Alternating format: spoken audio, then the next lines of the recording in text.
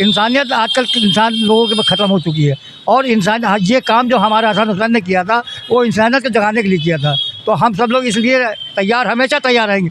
अपना सर कटवा देंगे, अपनी गर्दन कटवा देंगे, अपने माँ बाप अपने बच्चों को कुर्बान कर देंगे, लेकिन हमको ये लाना है, इंसानियत लाना है। इमाम हुसैन की शहादत के इसमें जो भूखे प्यासे उनको कत्ल किया गया, तो पब्लिक की सेवा के लिए जो मोमिनीन आते हैं, मजलिस मातम से रिटर्न आते हैं, उनके लिए ये सबील लगाई जाती है और ये 30 साल से सबील चल रही है। नमस्कार, आप देख रहे हैं ग्राउंड जीरो भारत और मैं हूं आपके साथ पीयूष तिवारी। आप देख सकते हैं हमारे पीछे मुसलमान भाइयों का त्यौहार मनाया जा रहा है। ये त्यौहार और त्यौहार नहीं बल्कि ये मुहर्रम का त्यौहार। यहाँ पे आपको दिखाने की कोशिश करेंगे। ये जो बैनर लगा हुआ है इसमें लिखा हुआ है हिंदू मुस्लिम एकता मंच, सौजन्य से अकील अब्बास सब्ज़ अब्बास। आप देख सकते हैं यहाँ पे शरबत की तैयारियाँ चल रही हैं, यहाँ पे पानी भी पिलाया जा रहा है और ये लखनऊ में जगह जगह जो हैं तैयारियां चल रही हैं मुहर्रम को लेकर के। हिंदू भाइयों का भी त्यौहार आता है और मुस्लिम्स भाइयों का भी त्यौहार आ गया है। ये क्यों मनाया जाता है, किस चीज़ को लेकर के मनाया जाता है, ये बताया जा रहा है। शौक़ के लिए मनाया जाता है। यहाँ पे देख सकते हैं बच्चे को कुछ पिलाया जा रहा है, क्या कहते हैं बॉटल में दिया जा रहा है।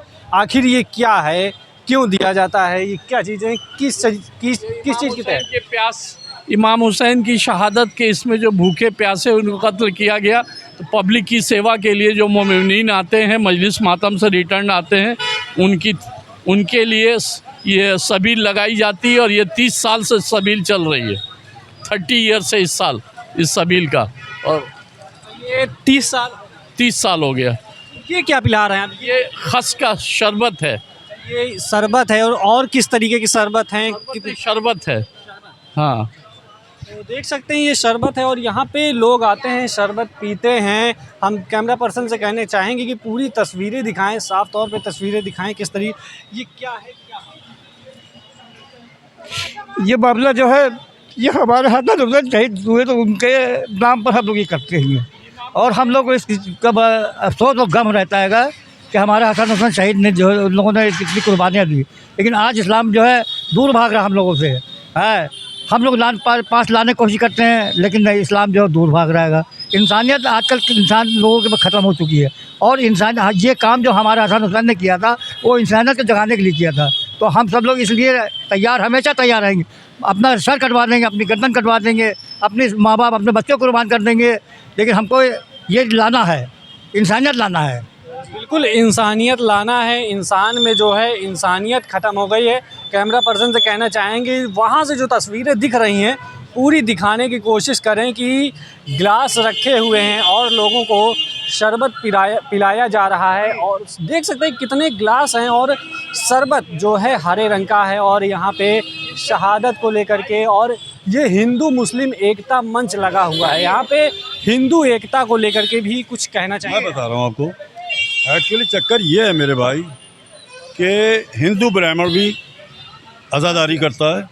और जिस टाइम इमाम हुसैन की शहादत हुई थी तो उनके जो साड़ू थे, छोटी शहर बानो बड़ी शहर बानो, 2 बहनें थी ईरान की, जब उनको कैद करके ले गए थे तो जनाब अमीर अलैहिस्सलाम ने, उनके वालिद ने कहा था हज़रत अली ने कि इनको, एक तो इमाम हुसैन के छोटी शहर बानो जो बहन थी उनको, तो उन्होंने कहा इनको रिहा कर दो। एक बेटी की शादी हुई थी इमाम हुसैन के साथ, दूसरी हुई थी यहाँ के राजा के साथ, वो हुसैनी ब्राह्मण थे। जिस टाइम इमाम हुसैन की शहादत हो रही थी उन्होंने उनको इत्तला भेजी थी कि मेरे साथ शहादत है। और ये मुहर्रम की आज़ादारी जो होती है तो इमाम हुसैन को यजीद जो एक शख्स था वहाँ की, वो इमाम हुसैन की सल्तनत थी, मगर उसने ये कहा कि मेरे हाथ में बैअत करो और मैं इसकी पूरी आज़ादारी और ये सब इसको ख़त्म करना। यानी मेन चक्कर उसका ये था, बदकार था, गलत, इतना बदकार था, गरीबों पर मज़लूमों पर जुल्म करता था। और उसने इमाम हुसैन के पूरे घर को, जितने 72 लेके गए थे इमाम हुसैन, 72 के 72 को उसने शहीद कर दिया। जो औरतों को यसीर करके चादरें छीन ली थी उनको कैद कर लिया और उसके बाद उनको गिरफ्तार, जितने थे 72 के 72 को, उनको सबको शहीद किया। उनकी गर्दनी जनाब अब्बास के अलमदार के उन्होंने शान कलम कराए। जनाब अली असगर 6 महीने का बच्चे तलक को उन्होंने ख़ैमा हुसैनी से आलातश की आवाज़ें 3 दिन तलक उन्होंने पानी नहीं दिया। सारी फ़ौजों ने पानी पर, नहरों पर फुरात पे पैरे लगा दिए थे।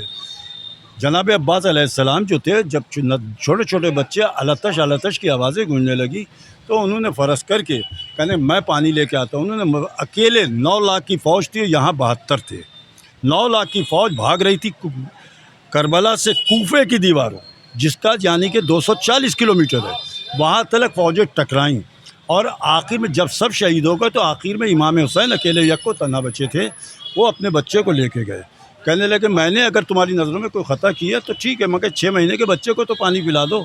तो उन्होंने पानी नहीं, तो उन्होंने जलती हुई 1.25 नेज़े पर सूरज था, उन्होंने जलती ज़मीन पे अपने 6 महीने के बच्चे को लिटाल दिया।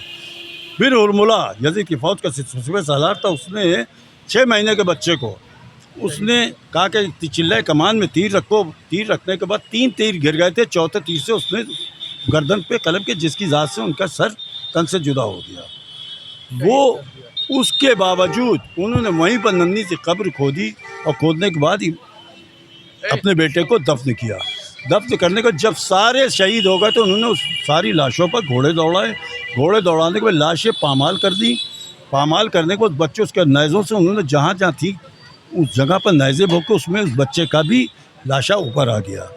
फिर उस गम हुसैन हम लोग तो इसी के लिए मनाते हैं। हम लोग जंजीरें लगाते हैं, कमाओं का मातम करते हैं, आग के ऊपर चलते हैं, जिनकी गम में हम लोग जितना भी अपने को ख़त्म करें उतना कम है। और आज ये 1400 बरस से अब तक चलता चला रहा और तावक्त क़यामत तक चलता रहेगा, इसको कोई नहीं मिटा पाएगा। जो जिस अंदाज़ में हम लोगों को 1400 बरस पहले शहीद किया गया था, हमारे आकाओं को, हमारे इमाम हुसैन की पूरे घराने को, ये रसूल पाक सल्लल्लाहु अलैहि वसल्लम के नवासे थे।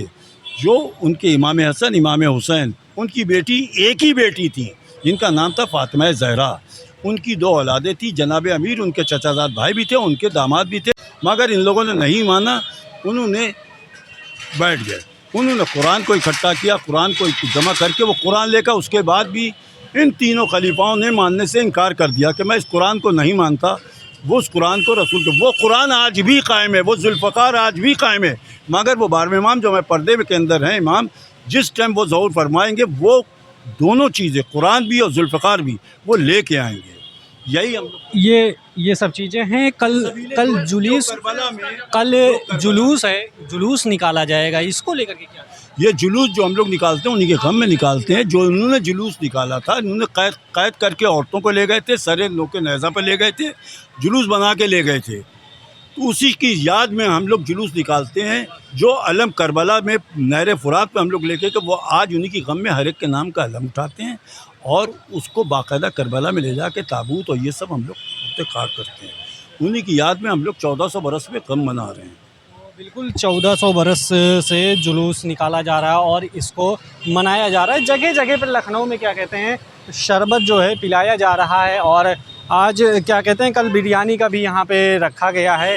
देख सकते हैं, हम दिखाने की कोशिश करेंगे। यहाँ पे पूरे रोड पे क्या कहते हैं, ये ऐसे ही कार्यक्रम मनाए जा रहे हैं, हिंदू मुस्लिम एकता मंच जैसा। और हिंदू भी आते हैं, ठाकुर भी आते हैं, इसमें जाति और धर्म को लेकर के कोई भी नहीं है, ऐसी बात नहीं है। यहाँ हिंदू भी मनाते हैं इसको और मुस्लिम भाई भी मनाते हैं इसको। कैमरा पर्सन अंजुला खान के साथ पीयूष तिवारी, लखनऊ।